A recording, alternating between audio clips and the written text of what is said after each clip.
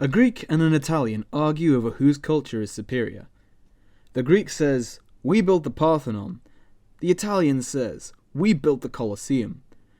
The Greek says, "We came up with advanced mathematics." The Italian retorts, "We made the Roman Empire." The Greek gets frustrated, but realizes how he can instantly win the argument. And he says, "We invented sex." The Italian replies, True, can't argue with that, but we came up with having it with women." Hello everybody, and welcome back to another episode of Drunk History. This is a series in which I drink some alcohol and talk about history, starting from the Bronze Age, going all the way up to present day. In the last episode, Hannibal rampaged around Italy and accomplished 3 colossal victories against the Romans, at the Battle of the River Trebia, the Battle of Lake Trasimene, and the infamous Battle of Cannae. In this episode, we are hopefully going to finally finish talking about the Second Punic War. Right then, when we last left off, Hannibal was around here, having just defeated the Romans at Cannae, and was rampaging around Italy. Now that Hannibal had made some serious victories, he was now making some serious gains in defections against Rome. One of the most crucial was the Boii tribe of Gauls that had previously been subordinated to Rome in northern Italy. Shortly after the Battle of Cannae, they rebelled against the Romans and attacked. When the Romans led another army of about 25,000 against them, they were ambushed and destroyed. With so many bad defeats, Hannibal expected Rome to surrender, and so he sent them peace terms. The Romans responded with a very short reply saying, "Try it again next year." This, I think, is a pretty good indication of why it was that Carthage ends up losing this war. Rome has will and staying power. They've lost a huge amount of people in this war so far, but they still refuse to give in. Rome doesn't stop, because to surrender would be such a mark on their pride that they would rather continue fighting and dying. So the contrast, Carthage is a mercantile empire that cares more about trade than anything else. So the idea of having this staying power of pride, of military pride, and staying in the fight no matter what, is pretty much unique to Hannibal and to his veterans who've come with him. Hannibal has basically been doing this with the same army that his father fought the Truceless War with. The same army that carved out the Barcid Kingdom in Iberian, the same army that crossed the Alps, and they're loyal to him. Problem with this is, that's all that there is. Carthage doesn't send any support to Hannibal the entire time. And to understand why, we need to understand a bit more about Carthage's geography. You see, Northern Africa is an area that we call the Maghreb. And what the Maghreb is it's a very, very thin strip of land against the Mediterranean Sea, which is one of the very few places that can support a large amount of human life. Because right on the other side of the Maghreb is the Sahara Desert. Nothing can survive in the Sahara Desert. It's empty. Nothing lives there. Nothing grows. Trying to create a civilization in the Sahara Desert is futile. And though this area in the Maghreb is very fertile, it's also very small, which means the population that it can support is also very small.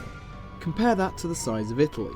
The amount of people that can be supported by Carthage is very small compared to that of Rome.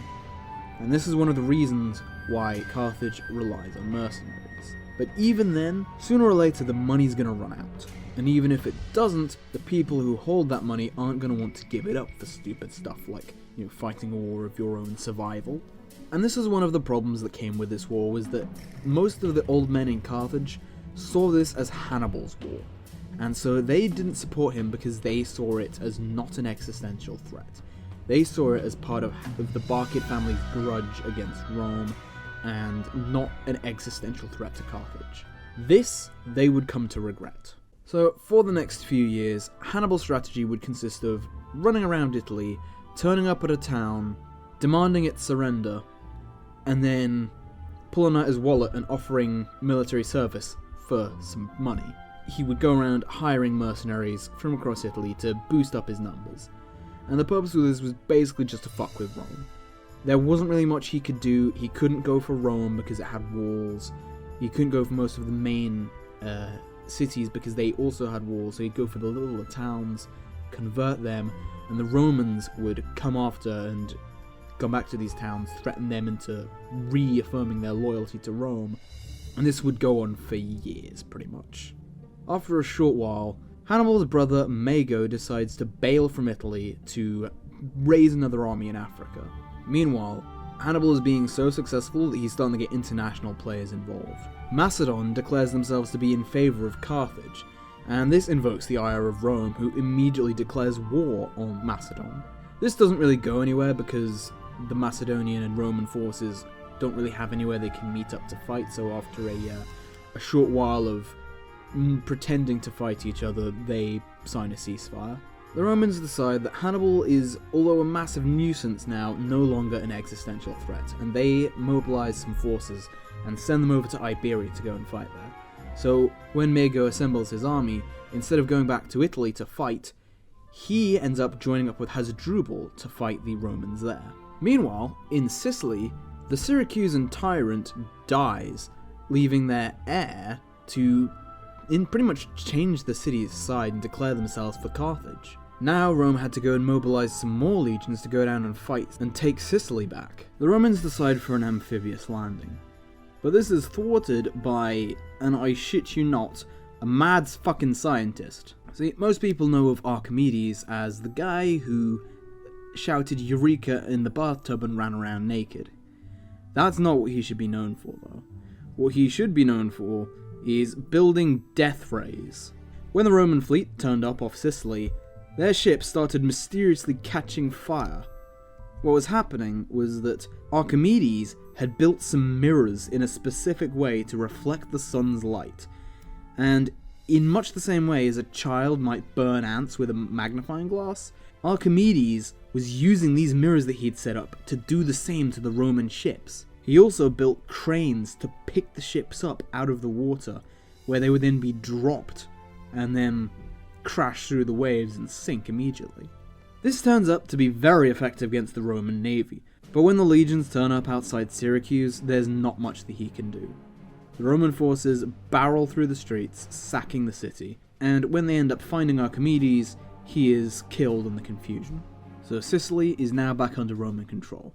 Meanwhile, in Iberia, the Roman forces recapture the ruins of what was once the city of Saguntum, the one that had started all this mess. When this happens, the Celt-Iberian mercenaries, under Hasdrubal's control, revolt and defect to the Roman side. Hasdrubal and Mago end up coming at this by splitting their army into three, which they would then move around to try and flank the Romans. This ended up working fairly well. The Romans thought that they were going to be able to take these three armies one by one. But what actually ended up happening was, while it was fighting one, commanded by Hasdrubal, the one commanded by Mago would enter the field and put the Romans to flight. Then, when the Romans encountered the third army, a Carthaginian paymaster snuck into the Roman camp, promised the Celt-Iberians more pay, and they promptly defected again, this time to the Carthaginians.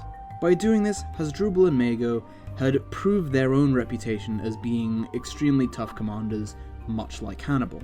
Many in Rome were pushing towards abandoning the Iberian campaign and simply leaving the Barcid Kingdom to continue as it was. But there was one person in Rome who was not willing to let it go. And this was the son of the consul at the start of this whole story, Publius Cornelius Scipio. And funnily enough, this guy was named after his father, and so was also Publius Cornelius Scipio. However, history remembers him by the name that he was given after the war, Scipio Africanus, and that's the way that I'm going to be referring to him through this. Now, Scipio Africanus was just an ordinary private Roman citizen, but he demanded to be set command of an army to go to Iberia to conquer the Barcid Kingdom. The Roman Senate basically said, if you can do that, then you're free to do that, but good fucking luck. Ordinarily, the Roman state would provide funds for a consular army.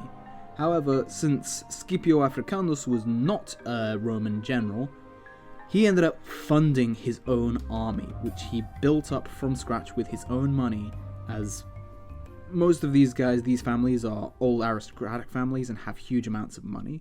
So Scipio Africanus builds up his army, and puts them all on boats and sends them off to Iberia, where he turns up at New Carthage. Now, New Carthage has walls, but Scipio has an idea. What he does is he plays a trick on the Carthaginians by using the geography around the city to sneak into a part of the wall which is not guarded by the Carthaginian soldiers. Once there, the Romans yeet over the walls, rush to the city gates and throw them open.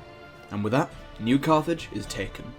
With one of the most important Carthaginian holdings in Iberia taken, Hasdrubal basically suffers an attack of confidence and bails from Iberia and takes the seaside road through Gaul to get to Italy to join up with Hannibal. Mago decides that he's going to stick around and try to defend Iberia. Scipio is a smart guy, and after his father's death at the hands of Hannibal, he has been studying Hannibal and his tactics. When Scipio finds Mago encamped over here at Illapa, he goes to engage him. There, he attempts to copy Hannibal's tactics that we used at Cannae by putting his weaker troops in the center and his stronger troops on the outside, allowing the center to bow in and the strong troops to envelop around. It is supremely effective. Mago's forces are destroyed and he is killed. In the meantime, Hasdrubal and his army reach Italy. However, not long after they do, they run into a Roman army shortly after crossing a river, and just like the Romans at the Battle of River Trebia, he is pushed back into the river and his army is destroyed and himself killed. Such defeats wouldn't really faze the Romans because they have more men to throw at the problem. Carthage cannot afford to replace the men who were lost in these two battles, and they definitely can't afford to replace Mago and Hasdrubal. But now, it's just Rome versus Hannibal. Hasdrubal and Mago have been taken out of the equation. Iberia is basically a Roman colony at this point. It's now just Hannibal rampaging around Italy. So, while the consular armies pursue Hannibal, Scipio boards his army onto his ships and sets sail for Africa. When Scipio arrives in Africa, a sudden thought strikes him. Every single time that the Romans had engaged the Carthaginians prior to this, their cavalry had been defeated by the Numidians, and he decides he needs some Numidians of his own. Thankfully, the situation in Africa politically is in absolute upheaval, and throughout this entire process happening, there has been a civil war in one of the Numidian tribal kingdoms, a war between the Numidian warlords Syphax and Massinissa. The Carthaginians had supported Syphax's claim to the throne, and supported him in his war. So when Scipio finds Massinissa, he is willing to support the Romans if they support him in the civil war. And so, Scipio's troops end up interfering in this Numidian civil war on behalf of Massinissa, and it goes quite successfully. Syphax's forces are routed, and he is exiled back to Carthage. Massinissa takes command of his kingdom, and commits forces to support Scipio. Now Scipio has his own Numidian cavalry, and is now a serious force to be reckoned with. No longer would the Roman cavalry just be driven from the field, leaving their backs exposed. Now he had a significant fighting chance of it. So now, Scipio marches on Carthage. When Scipio finally reaches Carthage, the old men in the Carthaginian Senate come out and offer peace terms. This peace treaty, however, was meant to stall, as while this was being drafted, the old men of Carthage were also sending messages back to Hannibal requesting that he move his army back to Africa, an Africa that Hannibal hadn't been in since he was 8. Hannibal acknowledges the messages and embarks his troops and returns to Africa. As soon as he gets there, Carthage immediately goes back on their treaty and tells the Romans to go fuck themselves. So the war was back on, and Scipio now had to go and find and destroy Hannibal. The armies of Scipio and Hannibal finally meet on the plain of Zama, around here. According to legend, before the battle, Hannibal walks out onto the field under a flag of truce and demands to speak to Scipio. Scipio and an interpreter walk out to meet him, and they talk. Hannibal flatters Scipio's ego, vents his frustration at Carthage, and pleads for peace, basically saying, we would like to surrender from a point of strength. He attempts to convince Scipio that securing peace would be more glorious than securing a victory. Scipio rebuffs Hannibal rudely, telling him that it's all his fault and that it's his presence in Africa that encouraged the Carthaginian Senate to go back on their peace treaty. He then blames Carthage for both the First Punic War and the start of the Second. The lines have been drawn. There is no getting out of this. Hannibal, who'd been reinforced by Carthage now that they finally recognized that they were under threat, organized his forces into three main lines, with his mercenary troops at the front, and the citizen soldiers, who were not expected to be particularly reliable, at the back. Scipio positions his troops in blocks, and then he fills the gaps in between those blocks with skirmishers. When the troops engage, Hannibal immediately throws the new war elephants that Carthage has provided straight at the Romans, with the intent to demoralize and paralyze them, as had happened at the River Trebia. However, as the war elephants approach, the skirmishers suddenly rush out of the gaps between the blocks, leaving big paths straight through the Roman army. Now this might sound like a bad idea, and potentially if you're dealing with horses, it might be. However, elephants are not horses. Horses are comparatively easy to train, and they will follow the direction of a rider. Elephants, on the other hand, are not domestic animals, and they have a fairly strong self-preservation instinct. So if given the choice between running straight through a line of men and running through the gaps between them, the elephant will choose the gaps. In a normal battle, this wouldn't come into question because there would be no gaps for the elephant to go through, so they just have to charge through the men. But here, the elephants would refuse the commands by their riders to attack and just attempted to weave in between the troops. When they did, they were pelted with missiles from the Roman troops until they were killed. The war elephants had suddenly been made obsolete. With the war elephants out of the way, Scipio's troops closed the gaps between them and formed up in a single line. While all of this is going on, the Roman cavalry and the Carthaginian cavalry are engaging each other on the flanks. Hannibal recognizes the weakness of his cavalry and orders them to distract the Roman cavalry and pull them away from the field. When all's said and done, there's no cavalry in the battle, just the infantry armies of Scipio and Hannibal duking it out. Scipio attempts to pull a cannae, but it fails. Hannibal orders his troops not to take the bait and not to move forward. When Scipio's troops retreat, but the Carthaginians don't pursue, they're forced to move back forwards and engage them again. A few hours later, behind the Carthaginian line, a massive column of dust appears, as some cavalry charges towards it. But this cavalry is not loyal to Carthage, it's loyal to Rome. The Roman cavalry had defeated the Carthaginian cavalry off the field, and was now returning to sweep into the back of the Carthaginian line. Hannibal's army is swiftly routed. In the ensuing negotiations, Carthage has no cards to play. Hannibal has been defeated, they have no army that they can throw at the Romans, and so it's essentially an unconditional surrender. Scipio puts forward some truly ridiculous peace terms. Carthage is to lose almost all of its territory to Rome. A reparation of 10,000 silver talents, which is the equivalent of £143.5 million, or this much in your currency. Their fleet is restricted to 10 warships. Bear in mind that according to ancient sources, these battles were being done with hundreds. And most crucially, Carthage is barred from going to war outside of Africa at all, and within Africa they are not allowed to go to war without Rome's consent. This is one of the most draconian peace treaties ever enforced on any power, ever.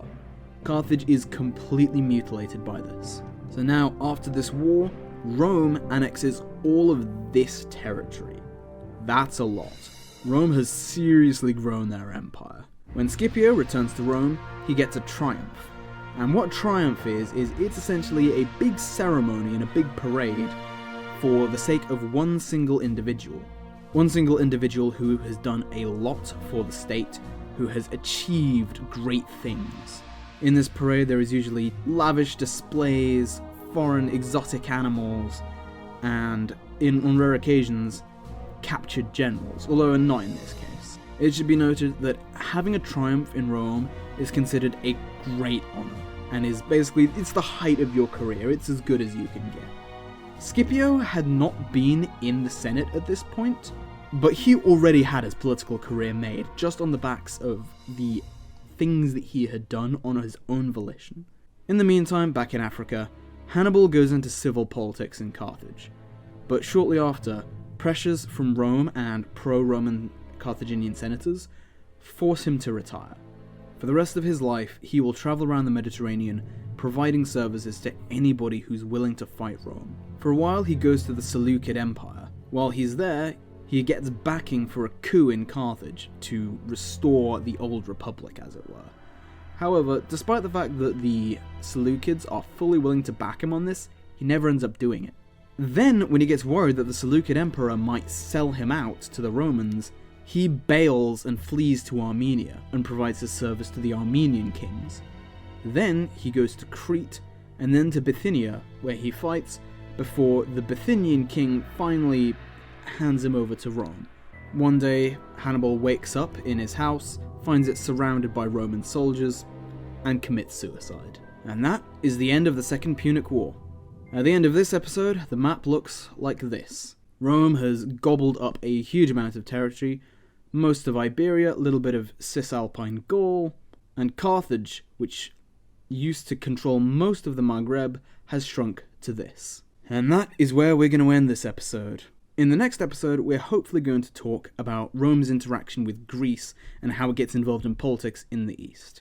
This has been Graf. I will see you next time. Thank you very much.